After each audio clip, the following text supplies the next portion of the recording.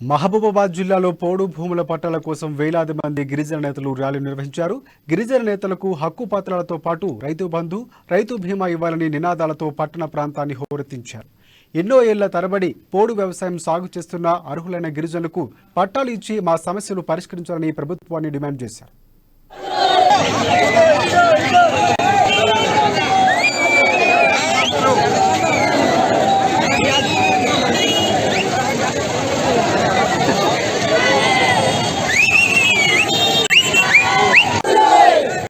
ఈరోజు గిరిజన నేతలకు పోడు హక్కు కల్పించాలని చెప్పి మహబూబాబాద్ జిల్లాలో సుమారు 10,000 మందితో మార్కెట్ యార్డ్ నుండి మరి కలెక్టర్ ఆఫీసర్ ర్యాలీతో రావడం జరిగింది.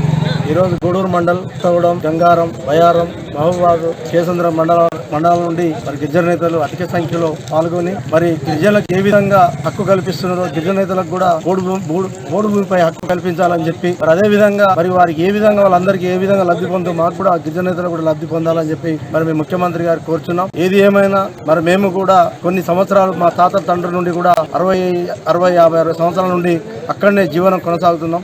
గిరిజన నేతలతో అన్నదమ్ములా కలిసి ఉంటున్నాం కాబట్టి ఈరోజు గిరిజన నేతలకు పోడు హక్కు కల్పించాలని చెప్పి మహబూబాబాద్ జిల్లాలో సుమారు 10,000 మందితో మార్కెట్ యార్డ్ నుండి మరి కలెక్టర్ ఆఫీసర్ ర్యాలీతో రావడం జరిగింది.